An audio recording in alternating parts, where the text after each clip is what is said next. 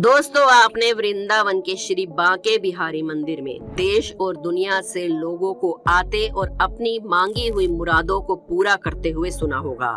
वृंदावन में बने इस मंदिर में श्री कृष्ण को द्वारिकाधीश नहीं बल्कि कान्हा, बिहारी जी और बंसी वाले के नाम से जाना जाता है। मथुरा जिले के वृंदावन में बना श्री बांके बिहारी जी का विशाल मंदिर, जहां भक्त सिर्फ उनकी एक झलक पाने के लिए आतुर रहते हैं। मान्यता है कि इस प्रतिमा में भगवान श्री कृष्ण और राधा का मिला जुला रूप समाया हुआ है, जिसे देखने के बाद बस आपका यही मन करेगा कि आप इसी मंदिर में रह जाएं। ऐसा कहा जाता है कि मार्गशीर्ष माह की पंचमी को श्री बांके बिहारी यहाँ प्रकट हुए थे। मार्गशीर्ष का महीना हिंदू कैलेंडर के अनुसार हर साल नवंबर और दिसंबर में आता है, इसलिए इन 2 महीनों में वृंदावन के अंदर त्योहारों जैसा माहौल बना रहता है। चलिए जानते हैं क्या है इस मंदिर के रहस्य और कैसे यहाँ श्री कृष्ण प्रकट हुए थे। वीडियो शुरू करने से पहले आपसे रिक्वेस्ट है कि अगर अभी तक आपने हमारे चैनल अनोखी दुनिया को सब्सक्राइब नहीं किया है तो जल्दी से कर लीजिए और कमेंट्स में जय श्री कृष्णा जरूर लिखें। कहा जाता है कि संगीत सम्राट तानसेन के गुरु स्वामी हरिदास भगवान श्री कृष्ण को अपना आराध्य मानते थे और उन्होंने अपना पूरा जीवन और अपना संगीत दोनों ही बांके बिहारी जी की आराधना में समर्पित कर दिए थे। वृंदावन में बनी रास लीला स्थली पर बैठकर हरिदास घंटों बिताया करते थे। ऐसा कहा जाता है कि जब भी स्वामी हरिदास कृष्ण और राधा की भक्ति में लीन होते थे तो उन्हें कृष्ण और राधा दर्शन देने के लिए आते थे। लेकिन एक दिन स्वामी हरिदास के शिष्यों ने उनसे विनती करके कहा कि वो भी श्री कृष्ण भगवान और राधा जी के भव्य स्वरूप का दर्शन करना चाहते हैं। भक्तों की ऐसी प्रार्थना से स्वामी हरिदास मान गए और फिर उन्होंने शिष्यों के साथ भजन करना शुरू कर दिया। जब वो लोग भजन में लीन थे तो कुछ देर बाद श्री कृष्ण और राधा जी उन्हें दर्शन देने के लिए आए। तब हरिदास जी ने कहा कि मेरे शिष्य भी आप लोगों के दर्शन पाना चाहते हैं। श्री कृष्ण ने कहा कि स्वामी हरिदास चाहे तो वो उसी रूप में राधा जी के साथ वहीं पर ठहर सकते हैं। तब स्वामी हरिदास बोले कि कान्हा, मैं तो संत हूँ और आपका भक्त हूँ, तुम्हें तो मैं कैसे भी रख लूंगा, लेकिन राधा रानी के लिए रोज नए आभूषण और वस्त्र कहाँ से लाऊंगा। भक्त की बात सुनकर श्री कृष्ण मुस्कुराए और वहाँ से चले गए। जब स्वामी हरिदास ध्यान से बाहर आए तो उन्होंने देखा कि राधा कृष्ण का मिला हुआ भव्य स्वरूप प्रकट हो चुका है। तब स्वामी हरिदास और उनके शिष्यों ने भगवान का मथुरा में एक भव्य मंदिर बनवाया और मान्यताओं के अनुसार इस रूप के दर्शन करने से सभी भक्तों की मनोकामनाएं पूरी होती है।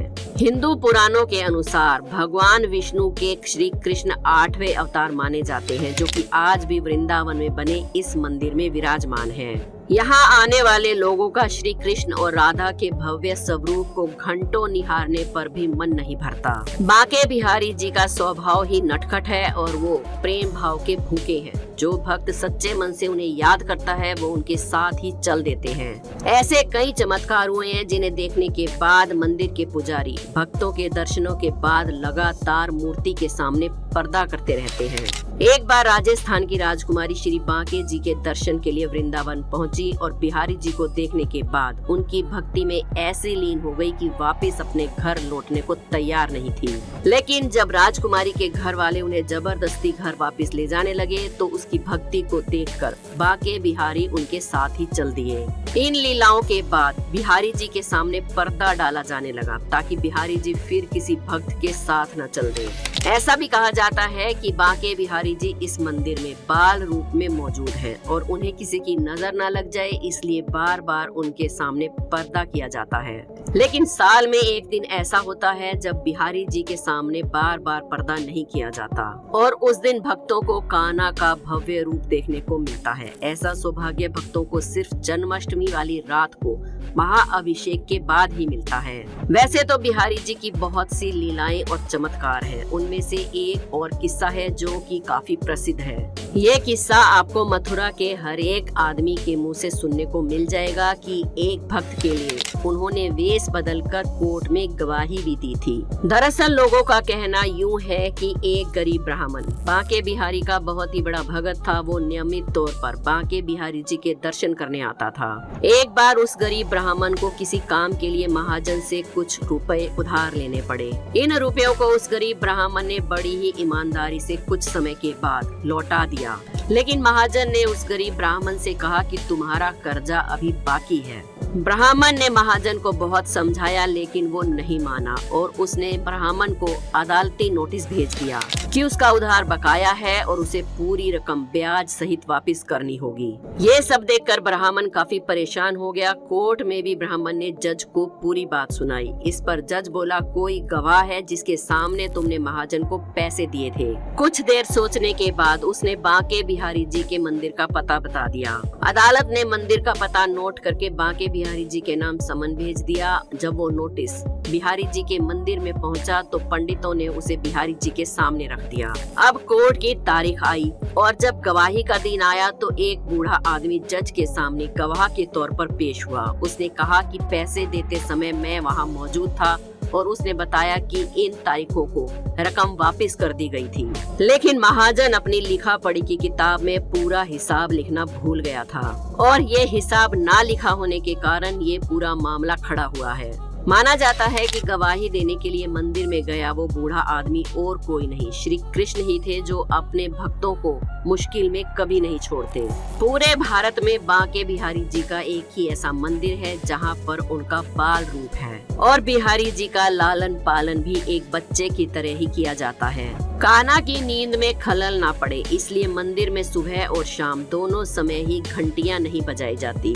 सुबह उनके बाल रूप को धीरे धीरे एक छोटे बच्चे की तरह दुलार कर उठाया जाता है। श्री कृष्ण नटखट हैं और उनकी बहुत सी लीलाएं हैं, लेकिन उनकी एक लीला मंदिर के सेवक बताते हैं जिसे जानकर आप हैरान हो जाएंगे। मंदिर के सेवकों का दावा है कि बांके बिहारी आधी रात को गोपियों के संग रास लीला करने के लिए निधि बन जाते हैं और सुबह वापस लौट आते हैं। ऐसा तब पता चला जब ठाकुर जी को पंखा झलते झलते एक सेवक की अचानक आंख लग गई और जब उसकी आंख खुली तो उसने देखा कि बांके बिहारी अपने पलंग से गायब थे और जब सुबह हुई तो श्री कृष्ण का ये बाल स्वरूप अपनी जगह पर ही था।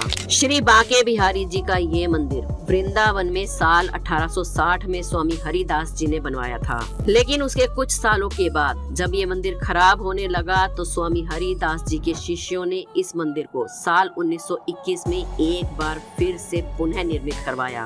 विश्व प्रसिद्ध इस मंदिर तक पहुंचने के लिए आपको मथुरा रेलवे स्टेशन तक पहुंचना होगा। उसके बाद टैक्सी या फिर किसी अन्य साधन से 13 किलोमीटर की दूरी तय करके आप बांके बिहारी के मंदिर तक पहुंच सकते हैं। इस मंदिर में ठाकुर जी के दर्शन करने का वक्त सर्दियों और गर्मियों में बदलता रहता है।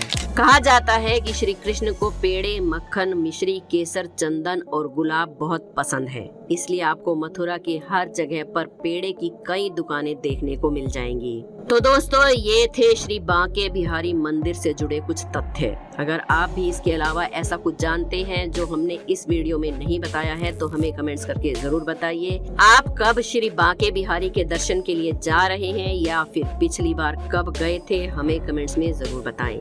वीडियो पसंद आई हो तो एक लाइक जरूर करें। हमारे चैनल अनोखी दुनिया को सब्सक्राइब करके बेल आइकन को प्रेस करना ना भूलें। कमेंट्स में जय श्री कृष्णा जरूर लिखें। कल फिर मिलेंगे एक और वीडियो में। जय श्री कृष्णा।